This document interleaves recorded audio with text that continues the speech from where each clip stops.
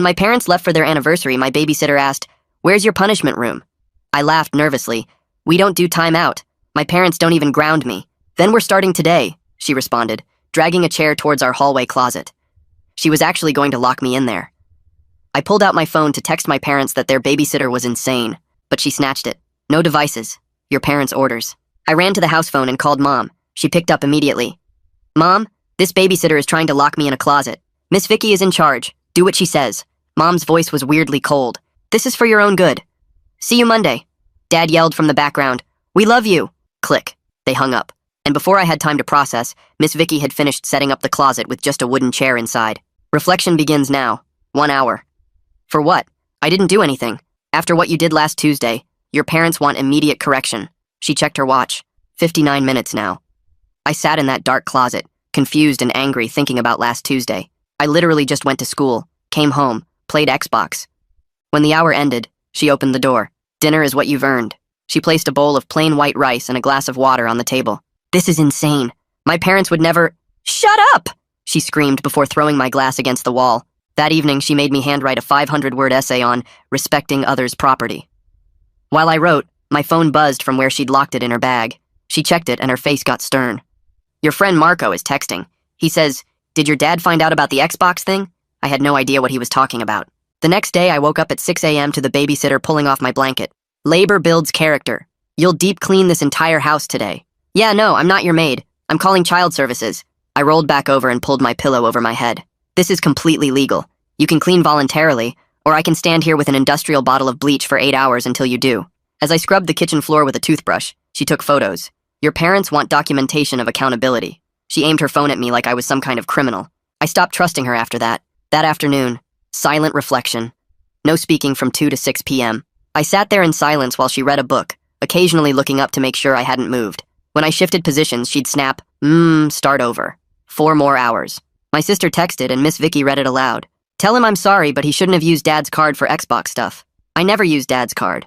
I had my own debit card from birthday money. That evening, she made me watch a documentary about juvenile detention centers.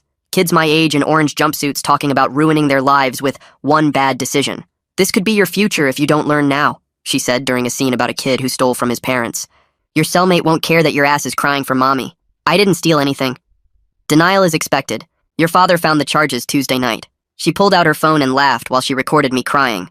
Your parents want to see what guilt looks like. But my parents still cut the crusts off my sandwiches and let me stay up as late as I wanted. Something wasn't adding up.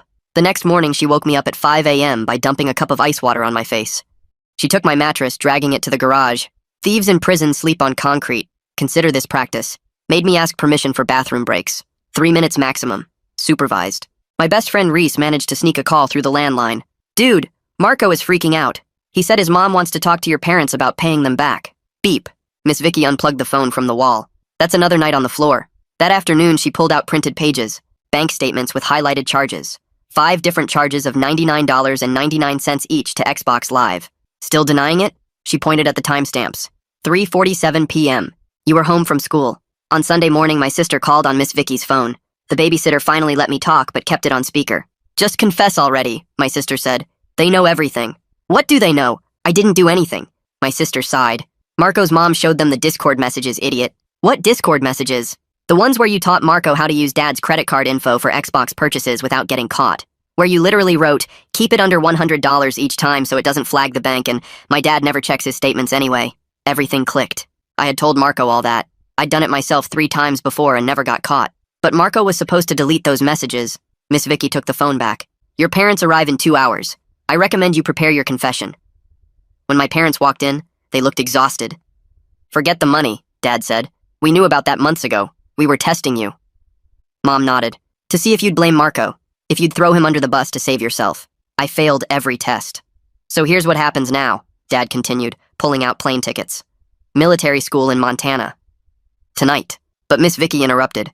"Actually, there's been a change of plans." She reached into her huge bag and pulled out this thick folder packed with papers. "Your parents hired me for something bigger than just a weekend." Mom and Dad looked at each other while she flipped through the pages. "Daily supervision after school for the next month, starting tomorrow." The plane tickets Dad was holding went right back into his pocket. She spread out this long contract on our coffee table with all these bullet points about daily check-ins and supervised homework and taking my devices away. Mom grabbed the pen and signed it right away. Dad stood there holding the pen for a while. Is this really necessary? Miss Vicky pointed at something in the folder. Pattern of deception, multiple thefts, teaching criminal behavior to peers. She tapped the contract. Military school costs $20,000 a semester. This costs $200 a day. Dad signed it. I started talking fast about getting a job and paying Marco's family back myself and doing whatever they wanted, but not another month with this woman. The decision is final, Mom said. You taught another kid to steal from his parents. My sister was watching from the stairs and actually looked sad for me. The rest of Sunday was just Miss Vicky setting up her new system with charts and schedules all over the kitchen. Monday after school, I walked in, and she was already there in our living room with a clipboard and this kitchen timer. She made me dump everything out of my backpack onto the floor and checked every single pocket and zipper. My phone went straight into her bag until homework was done. The timer got set for exactly 2 hours.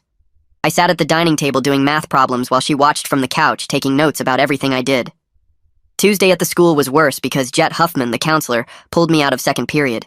He asked why I looked so tired, and I told him about the whole weekend with the closet and the floor and everything. He wrote stuff down in his notebook and said he needed to make some calls about what counts as appropriate discipline. Then at lunch, I saw Marco in the hallway, and he turned around and walked the other way as soon as he saw me. Word was getting around school about what happened. Some kids thought I was a snitch who got caught and ratted out Marco. Other kids heard I taught him how to steal from his parents. Reese still sat with me at lunch, but he kept looking around like he didn't want people to see us together. Wednesday after school, Miss Vicky had 4 pieces of paper lined up on the table. Apology letters to Marco, his mother, your father, and the credit card company. Each one had to be 500 words minimum explaining exactly what I did wrong. She set up her phone on this little tripod thing and filmed me writing them. Your parents want to see accountability in action. I wrote about teaching Marco the trick with keeping charges under $100 and how I knew it was wrong but did it anyway. Thursday, the house phone rang during dinner, and it was the school calling. Dad put it on speaker, and the secretary said Jet Huffman wanted to meet with him and Mom about my home situation. Miss Vicky grabbed the phone. I'm part of his support team. I should attend. The meeting got scheduled for Friday morning before classes started. We all drove to the school together Friday and sat in Jet's tiny office with barely enough chairs. He had this whole file spread out on his desk. I have concerns about some of the disciplinary methods being used, particularly the isolation and sleep deprivation. Mom got defensive right away. Traditional punishments never worked with him. Miss Vicky pulled out her credentials and some certificate about therapeutic behavioral modification. Everything I do is completely legal and evidence-based. Jet kept flipping through his papers. I'm required to document everything I'm told about a student's home environment. He looked right at my parents.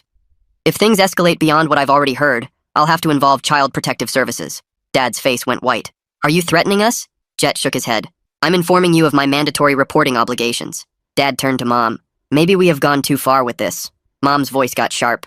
If we don't see this through, he'll never learn to take responsibility for anything. Miss Vicky pulled out her phone and started scrolling through videos she'd taken of me. The meeting ended with Jet writing notes about everything while my parents signed papers saying they understood his concerns. We drove home in silence, and I could feel the tension getting worse with every mile. That afternoon, the house phone rang, and Mom answered it on speaker while we sat at the kitchen table. A woman's voice came through clear and professional, saying she was Mariana Pope from the fraud department at Dad's bank. She needed to talk to me about the unauthorized charges on the credit card and had to determine if criminal charges should be filed. My stomach dropped so hard I thought I might throw up right there. Mom pushed the phone toward me and nodded that I should talk. Mariana asked me to explain exactly what happened with the Xbox purchases and how Marco got involved. I told her everything about teaching him the trick with keeping charges under $100 so they wouldn't flag the bank. She typed while I talked, and I could hear her keyboard clicking through the phone. When I tried to explain that I never thought Marco would actually do it, she cut me off. Intent didn't matter because I facilitated fraud and benefited from teaching someone else criminal behavior. She said she had to submit her report to the district attorney's office within 48 hours. After she hung up, Miss Vicky stood there with her arms crossed, looking satisfied. She told my parents this proved her program was necessary because I clearly didn't understand consequences. From now on, I'd need permission for bathroom breaks even at home and would have to log every minute of my day in a journal. She pulled out this thick notebook and showed me how to write down everything I did with exact times. Saturday morning, she woke me up at 6 and announced I had 6 hours of restorative labor ahead. She led me to the garage with cleaning supplies and a camera to document everything. The garage was packed with boxes and old furniture covered in dust and spider webs. She made me pull everything out onto the driveway and sort it into piles while she took pictures. Organization teaches discipline, she kept saying while I lifted heavy boxes. In one corner, I found a box of old photo albums from family vacations when I was little. There were pictures of us at the beach and Disney World back when everything was normal and happy. Looking at those photos while scrubbing oil stains off the concrete made everything feel so much worse. My back hurt, and my hands were raw from the cleaning chemicals, but she wouldn't let me take a real break. Just 5 minutes for water every hour while she filmed me drinking it for my parents. By noon, I'd only gotten through half the garage, but she made me keep going. That evening, after I'd finally finished and showered, the phone rang again. Mom answered, and I heard my Uncle Todd's voice asking about what was going on with me. She explained everything about the credit card theft and Marco and how we were dealing with it. Todd said he wanted to help and offered to hire me at his restaurant so I could earn money to pay everyone back. It was the first good news I'd had in days, but Miss Vicky grabbed the phone. She told him she'd need to supervise my work shifts to ensure accountability and proper behavior modification. Todd sounded confused but agreed to whatever she wanted if it meant helping me. Sunday morning, we all got in the car and drove to Marco's house for a meeting about restitution. My stomach was in knots the whole ride, knowing I'd have to face him and his family. Their living room felt tiny with Marco's mom and his sister Iris, plus my parents and Miss Vicky all squeezed in. Marco sat on the stairs where he could see everything but stayed separate from the group. Miss Vicky handed me the apology letter I'd written and told me to read it out loud. My hands shook as I read about being sorry for teaching him to steal and ruining our friendship. Marco stared at the floor, and his face turned red while his mom sat there with her arms crossed. When I finished, Iris started talking about how we needed a formal payment plan to make this right. She was in college studying pre-law and pulled out this contract she'd already drafted. It said I'd give 80% of everything I earned to their family until all $500 was paid back. Everyone had to sign it, including me, and she made copies for everyone to keep. Marco's mom said he'd lost all his gaming privileges indefinitely and wasn't allowed to hang out with me anymore. We drove home in silence again, and I went straight to my room feeling worse than ever. That night I couldn't sleep and heard my parents talking in their room down the hall. Dad's voice was louder than usual, saying $200 per day for Miss Vicky was insane. Mom argued back that military school would cost way more, and at least this was working. They went back and forth about money and whether 3 weeks of this woman was really necessary. Finally, they agreed to keep her for 2 more weeks and then reassess the situation. Monday at the school felt different because everyone was staring at me in the hallways. During third period, the principal's secretary came to my class and said I was needed in the office. My teacher looked concerned as I grabbed my stuff and followed the secretary down the hall. In the principal's office, a police officer was waiting with a notebook and badge that said, Axel Barker. He said he was following up on the fraud report from the bank and needed my official statement. The principal left us alone, and Officer Barker started asking questions about the Discord messages and credit card scheme. I told him the truth about everything because lying would only make things worse at this point. He wrote down every word about teaching Marco the trick and doing it myself 3 times before. When he finished writing, he explained that since I was a minor with no prior record, I'd probably get offered a diversion program. This meant community service and counseling and staying out of trouble for 6 months instead of going to court. It still sounded terrifying, but better than juvenile detention, which he said was the other option. He gave me papers for my parents to sign and said someone from the prosecutor's office would contact us soon. Miss Vicky was already pulling out this huge calendar from her bag before Officer Barker even left the office. She spread it across the principal's desk and started drawing boxes with different colored markers while muttering about structure and accountability. The principal looked uncomfortable watching her take over his workspace, but didn't say anything. She wrote diversion program in red letters across the top and started filling in time slots for every hour of my day. School got yellow blocks, homework got green, community service got blue, and something called reflection time got black. She snapped photos of each page and said my parents would get daily updates on my compliance. By the time she finished, there wasn't a single empty hour anywhere on that calendar. She folded it up and handed it to me, saying idle hands were what got me into this mess. The walk back to class felt longer than usual, with everyone staring through the classroom doors as I passed. That night, my parents signed all the papers Officer Barker left, and Miss Vicky taped the calendar to my bedroom wall. She stood there with her arms crossed, making sure I understood that any deviation would be reported to the court immediately. Tuesday morning came fast, and Mom drove me to the courthouse for my first meeting with the diversion program. The building was bigger than I expected, with metal detectors at the entrance and guards checking bags. We waited in a room full of other kids and their parents until a woman called my name. Elodie Waters had short gray hair and glasses that made her eyes look huge. She led us to a small office with certificates all over the walls and a desk covered in folders. Mom sat next to me while Elodie opened my file and started reading through the charges. She explained that completing the program meant no criminal record, but failing meant going to court. The requirements were simple but strict. 100 hours at the food bank, weekly check-ins, family counseling, and staying out of any trouble for 6 months. She handed me a paper to sign and said my first shift would be tomorrow after school. Her voice wasn't mean, but it wasn't friendly either. She treated this like business and made it clear that excuses wouldn't work with her. Wednesday, I took the bus to the food bank instead of going home. The building used to be a grocery store, but now had signs about donations and volunteer hours. Inside smelled like cardboard and old vegetables. A man named Terrell met me at the front desk and showed me where to sign in. He didn't ask what I did or why I was there. He just handed me gloves and pointed to a mountain of canned goods that needed sorting. Other kids were already working and nobody talked much. We sorted beans from corn from soup for 3 hours straight. My back hurt from bending over boxes and my hands were sore from moving cans. Terrell checked my work once but mostly left us alone. When my shift ended, he signed my paper and said he'd see me next week. Thursday was worse because Miss Vicky drove me to our first family therapy appointment. The office was in a strip mall between a nail salon and a pizza place. Kieran Morrow looked younger than I expected, with a beard and jeans instead of a suit. His office had toys on the shelves, even though we weren't little kids. Mom and Dad sat on the couch while I got stuck in a chair facing everyone. Kieran asked Dad to start by explaining when he first noticed the charges. Dad's face got red as he admitted seeing them 2 months ago, but hoping I'd confess on my own. Mom jumped in saying she wanted to handle it immediately, but Dad kept putting it off. They started arguing about whose fault it was, until Kieran raised his hand for quiet. He asked me directly how it all started. I stared at my shoes and told them about wanting the new zombie game that cost $60. Dad had already said no when I asked for money, so I memorized his card number from when he ordered pizza online. The first charge was just $20 for game currency, and he never noticed. Then $40 the next month for a season pass. Then $60 for that zombie game I wanted. Each time got easier because nothing bad happened. When Marco complained about being too broke for games, I felt smart showing him my trick. I taught him to keep charges under 100 to avoid the bank calling and to delete purchase emails right away. Kieran wrote notes while I talked and asked if I understood why Dad felt betrayed. Friday at the school was brutal because everyone knew about the police visit.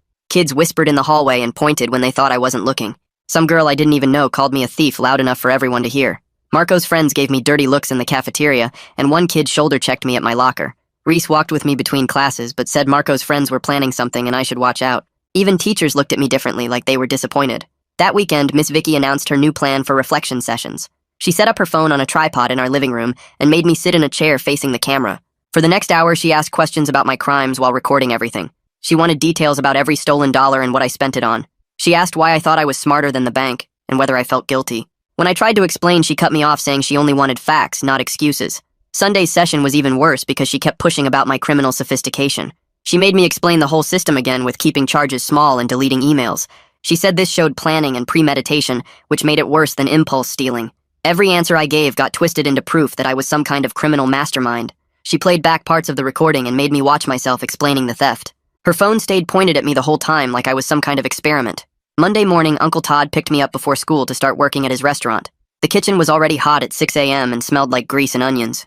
He showed me the dish pit where I'd be working and how to load the industrial washer. The breakfast rush meant endless dirty plates and coffee cups and silverware. My shirt was soaked with sweat and dishwater within an hour. He didn't talk much except to show me how to scrape plates and stack them right. When the rush slowed, he had me prep vegetables for lunch. I peeled potatoes until my fingers cramped and chopped onions until my eyes burned. At the end of my shift, he handed me $60 in cash and said it would go straight to Marco's family. The money felt different from Xbox credits because I actually worked for it. Tuesday afternoon, Kieran called an emergency session after getting Miss Vicky's weekend recordings. He sat my parents down and said her methods were concerning him professionally. Dad looked confused while Mom defended hiring her, saying we needed strict boundaries. Kieran pulled out articles about punishment versus rehabilitation and explained that extreme measures often backfire with teenagers. Miss Vicky argued that she was getting results and I hadn't stolen anything since she arrived. Kieran kept pushing back against her methods, but my parents seemed torn between his professional opinion and the fact that I hadn't stolen anything else. The session ended with no real resolution, except that everyone would keep monitoring the situation. Wednesday morning, I walked into the food bank for my community service, and Terrell pointed me toward the sorting area where another kid my age was already working. He looked up from a box of canned goods and said he was there for shoplifting from 3 different stores over 2 months. We worked side by side, sorting donations into different bins, while he explained how the diversion program worked, and that completing it meant no criminal record. He made it sound manageable, and for the first time since this whole mess started, I felt like maybe I could get through it. Thursday after school, I came home to find Dad standing in the doorway of my room looking mad. He showed me photos on his phone that Miss Vicky had sent him of my room, with every drawer pulled open and contents spread across the bed. She'd gone through everything while I was at the school, and photographed it all, claiming it was part of her assessment process. Dad called her immediately and told her she'd crossed a line, and that going through my stuff without permission wasn't part of their agreement. She argued that monitoring for stolen items was necessary, but Dad shut her down and said she needed to stick to the supervision hours they'd agreed on, and nothing else. Friday afternoon, the house phone rang, and Mom answered, then handed it to me with a serious look on her face. Rohit Anderson from the district attorney's office explained that they were officially offering me the juvenile diversion program, which meant 6 months of requirements but no formal charges if I completed everything successfully. My parents had to sign agreements too about family counseling and maintaining appropriate supervision at home. He emailed the paperwork and said we had a week to review and sign everything. That weekend, Miss Vicky showed up with a thick folder and her laptop ready to present her 2-week report to my parents. She pulled up charts and graphs showing my behavior patterns and compliance rates and claimed I needed at least another month of her intensive supervision. My parents looked exhausted as she talked about her fees adding up to almost $3,000 already, plus the therapy costs and the $500 we still owed Marco's family. Dad rubbed his temples and finally said 2 more weeks maximum, and then we were done with her services regardless of what she recommended. The next week brought a new development when Kieran's wife Laura started running a group session for families in the diversion program. My parents went Tuesday evening and came back looking different somehow. Mom had been crying and told me that hearing other parents talk about their kids' mistakes made her realize they weren't alone in this. One mother had talked about feeling like she'd failed her child when he got caught stealing, and Mom said she related to every word. Laura had explained that these situations often revealed family patterns that needed addressing, not just the kids' behavior. Wednesday evening, I attended my first peer support group led by Gavin, who turned out to be Kieran and Laura's son. He was 17 and had gone through the diversion program 2 years earlier for vandalism after spray painting buildings downtown. He talked openly about how angry and ashamed he'd felt at first, but said those feelings faded as he worked through the program. He told us the lessons stuck if we let them, and that he actually felt grateful now for getting caught before things escalated. By the 3rd week, I'd fallen into a routine that left no time for anything except obligations. School until 3, then either the food bank or Uncle Todd's restaurant until 6, then home for supervised homework with Miss Vicky watching, then therapy or group sessions, then bed by 10. My body ached from the restaurant work, and my brain felt fried from all the therapy. But I hadn't even thought about video games or Discord in days. The structure was exhausting, but it kept me too busy to get into any more trouble, which was probably the whole point. Wednesday of that week, I walked up to Marco's house with an envelope containing $200 from my restaurant work. Iris answered the door and took the money professionally, giving me a typed receipt that showed the remaining balance of $300. I could see Marco sitting on the stairs behind her watching, but he didn't come down or say anything. His mom appeared and said he was still processing the betrayal and needed more time before he'd be ready to talk to me if ever. Thursday's family therapy session got intense when Kieran asked Dad about something he'd discovered. Dad admitted he'd been monitoring my old Discord account and showed us screenshots of messages from my gaming friends. Some were making jokes about me being in baby jail, while others seemed genuinely worried and asked if I was okay. Dad had been reading everything but hadn't responded to anyone. Kieran suggested I write a brief explanation to close things out properly, then delete the account entirely to remove the temptation. Friday at the school, Jet pulled me aside between classes to check how things were going. He'd been keeping tabs on the situation through official channels and teachers' observations. He noted that I looked tired but more stable than before, and my grades were actually improving without the gaming distraction. He reminded me his door was always open if I needed someone to talk to outside of all the mandatory sessions. The improvement was real, but it came at a cost of feeling like every minute of my life was scheduled and supervised and documented. Saturday morning, Miss Vicky showed up with a thick folder and spread papers across our dining table while announcing her final week would include something she called a behavioral assessment. She pulled out personality tests with hundreds of questions about how I'd react in different situations and made me sit there for 3 hours filling in bubbles while she watched. After that came essay prompts about my crimes where I had to write 500 words about why I taught Marco to steal and another 500 about the damage I'd caused. She set up her phone on a tripod and recorded me doing role-playing exercises where she'd pretend to be one of my friends asking me to do something illegal, and I had to practice saying no in different ways. The whole thing made me feel like some kind of lab rat being studied for a science experiment. Monday's assessment got even weirder when she brought up specific details about how I'd taught Marco the credit card trick in person at his house, but then deleted all our Discord messages about it afterward. She kept pushing me to admit this showed I knew what I was doing was wrong and that I was trying to cover my tracks. I tried explaining I was just being careful because I didn't want my parents finding out about the Xbox purchases, not because I was planning some big crime spree. She wrote down every single word I said in her notebook, muttering about how the court needed to understand my thought patterns and decision-making process. Tuesday morning, I was eating cereal when the doorbell rang, and Officer Barker stood there in his uniform, asking to speak with my parents. My stomach dropped, thinking I was about to get arrested, but he actually came with good news that Marco's family had decided not to press any additional charges since they were satisfied with the restitution agreement we'd worked out. He explained that as long as I completed the diversion program successfully, this whole mess wouldn't follow me to college or show up on background checks for jobs. Walking back to the kitchen after he left, I actually felt something I hadn't felt in weeks, which was real hope that maybe my life wasn't completely ruined after all. Wednesday at the food bank, I was stacking canned goods when Terrell came over and said I'd been doing really good work for the past few weeks.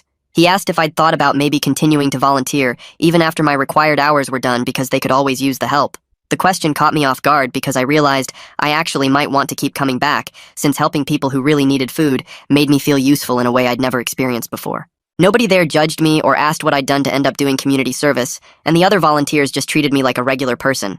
Thursday's family therapy session with Kieran focused on rebuilding trust between all of us, and he had us work together to create a family contract.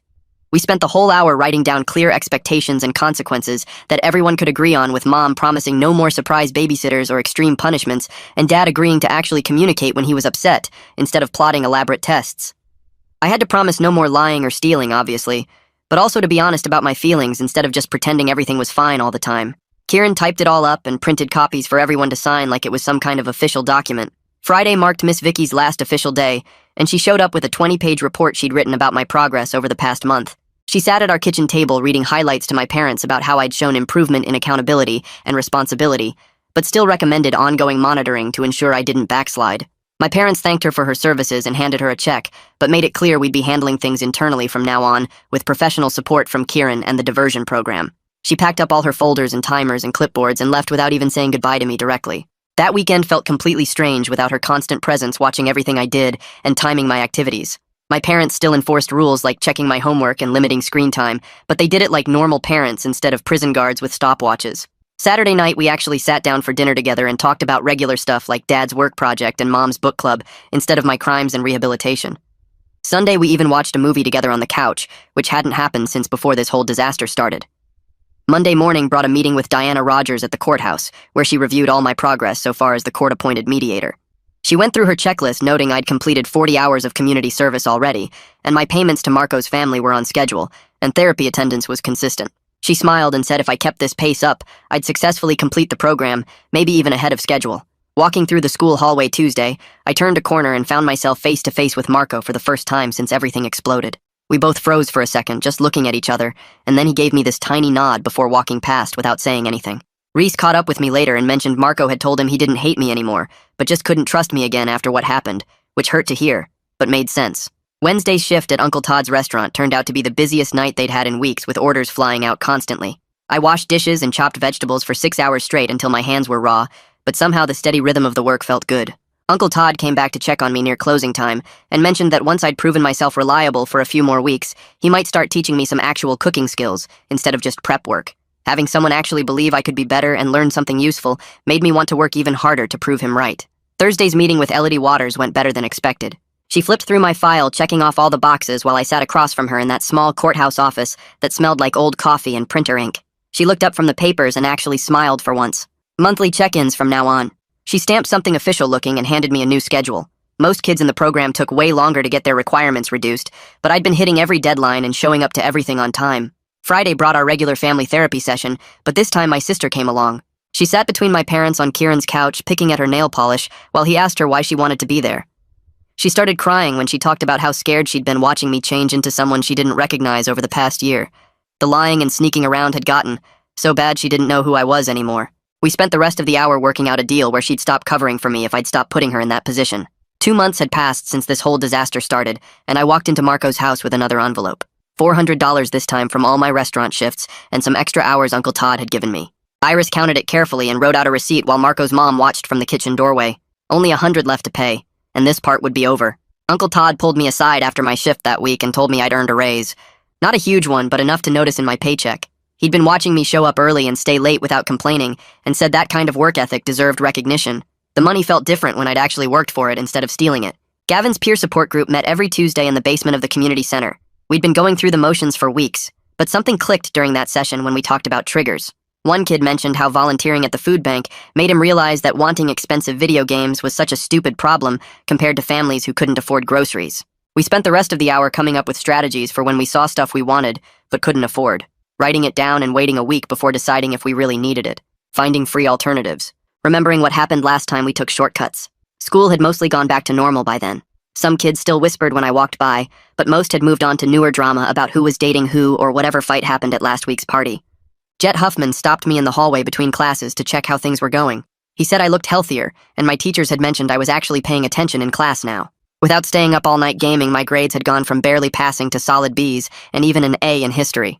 3 months after everything exploded, I made the final $100 payment to Marco's family. Iris had all the paperwork ready and gave me the signed completion document I needed for court. Marco's mom thanked me for following through with the payments and said she hoped I'd learned something from all this. Marco watched from the top of the stairs but didn't come down. His mom said he still wasn't ready to talk, but maybe someday he'd be able to forgive me. Diana Rogers scheduled a review meeting the next week at the courthouse. She went through my entire case file, checking off each requirement like she was grading a test. Community service hours completed ahead of schedule. Full restitution paid. Perfect therapy attendance. No new incidents or violations. She typed up her report right there in front of me, recommending the court close my case 3 months early for exceeding all expectations. The actual court hearing only took about 10 minutes. Rohit Anderson stood up and told the judge I'd gone above and beyond what was required in the diversion program. The judge looked through the file and asked me if I understood that any future violations would result in immediate prosecution. I said yes, and meant it. She signed the order sealing my juvenile record and officially closing the case. My parents actually smiled at me for the first time since this whole thing started. That weekend, we had a small dinner at home to celebrate. Nothing fancy, just grilled chicken and salad, but we all sat at the table together like a normal family. Dad said he'd noticed real changes in how I handled responsibility and thought about consequences now. Mom admitted she'd let fear make her go overboard with the whole Miss Vicky situation and should have handled things differently. We didn't pretend everything was perfect, but it felt like we were finally moving forward instead of just dealing with crisis after crisis. About a week later, I was at the grocery store grabbing milk for Mom when I turned the corner and almost ran straight into Miss Vicky. She was with another family and had her hand on some kid's shoulder while his parents picked out cereal. We locked eyes for a second, and she gave me this small nod before turning back to her new client. The kid looked miserable and exhausted, just like I had 3 months ago. I grabbed the milk and left without saying anything, but realized something had changed. She didn't scare me anymore because I understood now she was just doing the job my parents hired her for, even if her methods were completely insane. Uncle Todd called me into his office at the restaurant the next week and pushed a folder across his desk with employment paperwork inside. He said I'd shown up every shift for 3 months straight and never complained about washing dishes or mopping floors, which apparently impressed him more than he expected. The papers showed a raise to $12 an hour and guaranteed 20 hours a week during school, 30 in summer. I signed everything and shook his hand, feeling weird about having a real job that wasn't just paying back stolen money. He walked me through the kitchen and showed me the prep station where I'd start learning basic knife skills next week. The other cooks nodded at me differently now, like I belonged there instead of just being some kid doing community service. That Thursday was supposed to be our last family therapy session with Kieran, but when we got there, he had evaluation forms spread across his desk. He went through each category checking boxes about communication improvement and conflict resolution skills, while Mom and Dad answered his questions about how things felt at home now. After 40 minutes of reviewing our progress, he closed the folder and said we'd accomplished more than most families manage in a year of sessions. Dad asked if we should keep coming anyway since it helped us talk about stuff we used to ignore. Kieran suggested monthly check-ins instead of weekly sessions and gave us worksheets to practice the communication tools at home. We scheduled the next appointment for 4 weeks out and walked to the car without the usual heavy silence that used to follow therapy. 6 months had passed since everything started when I spotted Marco at the school basketball game sitting with kids I didn't recognize. I was getting nachos at halftime when he walked over and stood next to me at the concession stand without saying anything at first.